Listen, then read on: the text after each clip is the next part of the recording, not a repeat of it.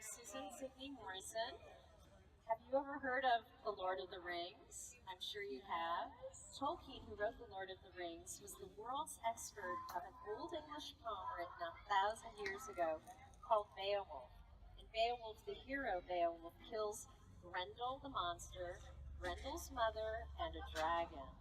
I decided to retell the tale from Grendel's mother's point of view and the point of view of all the women and girls who experienced Viking warrior culture. So I'm going to read to you a few short sections of my book. It's a novel which has poems scattered throughout it. I'll read you a few poems as well. I'm going to start off with a prologue. Once, in the long, long ago, the fisherfolk and the fighting folk were one. They defended themselves from marauding wave riders. The gray time, before the fighting folk separated, held conflict and oppression, ill will, but also triumph and death. The sea was the lifeblood for the fisherfolk. They worked with the whale's path that birthed and killed them. Some came to hate the seal road. It drew them away from the softness of women. The fighting folk turned to tame the brine and control it. They built long ships to teem the waves and conquer the salt flood and the peoples living on those shores. Who still carry those tales of that watery past? Only the poor fisherfolk who bide to the shore for survival, like lichens clinging to a rock. They sing the tales at sea, they croon the lays to their bairn, they chant the myths of the seaweed harvest. Clever hall-shopes, eager for gold, threaten to drown the sea songs. Deeper, deeper the salt lays are pushed beneath the waves, swelling on the surface, ripples that widen, smooth out and disappear, leaving no trace on the glassy face of the sea. The old stories that grannies and nursemaids tell in the night, whispered to soothe whimpering babes' cries, melt into the gray dusk like the people who tell them. Listen, we have heard the fame of the Mere Woman from days long since, how she fiercely combated her enemies after she was first found helpless.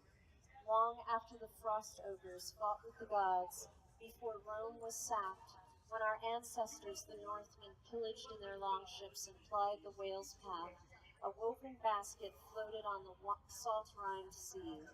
The basket, woven wave rider, rocked with the flood, moon messenger. Foamy white peaks washed the suckling to shore, sandy beach haven. Salt encrusted, the maiden slept, skin sun-tattered scarlet. Breathing in land wind, the girl lady stirred, sensing the end of the flood, womb sheltered. That was an innocent child.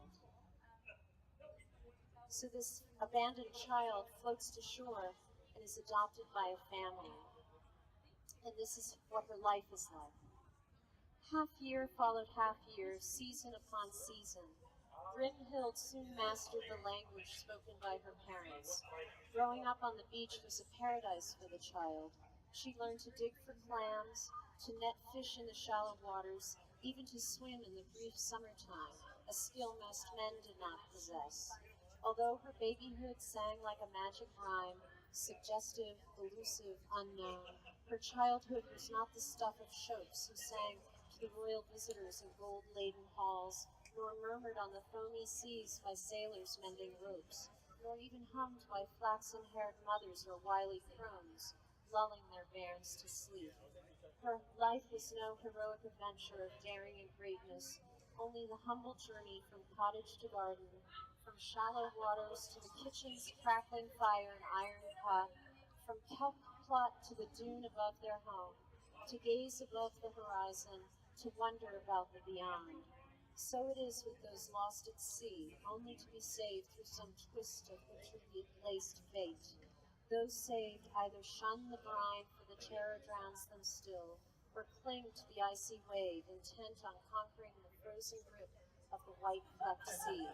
So it was with Brimhild, wandering ever and again to the shoreline, unable to leave it, captured by its power.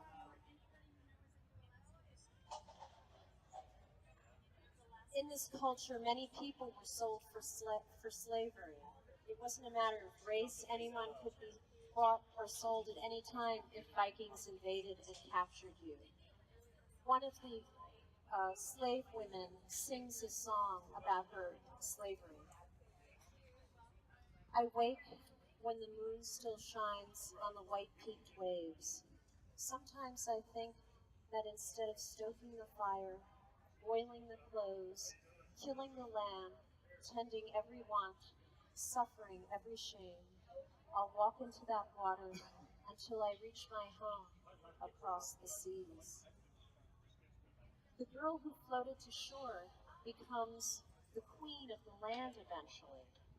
And so my book is called Grendels Mother, the saga of the Wyrd Wife. Wyrd means fate, from which we get our modern word weird, uncanny. She becomes queen and has a child. This is the story of her labor. The pain was hard and long, so is winter.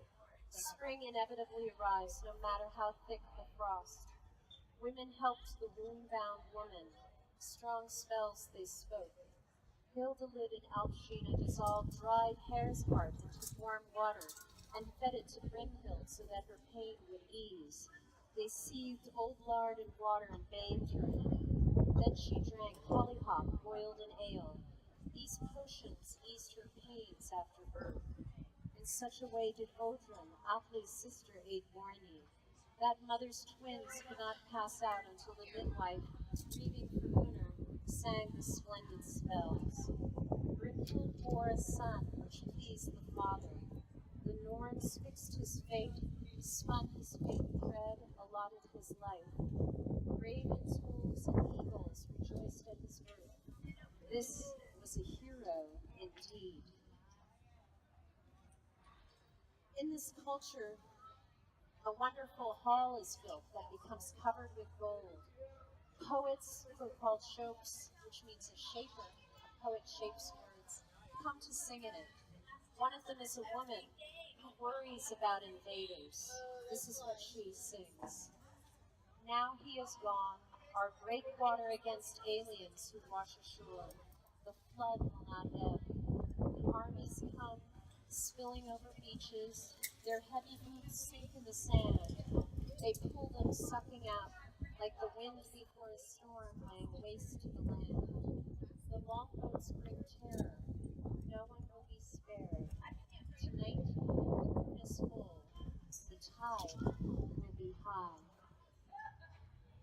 And I'll just share with you two more very short poems to give you a flavor of what women experience in this culture. One of them is a queen. This is her dying song. As she lies on her deathbed, this is what she sings. Treachery abounds.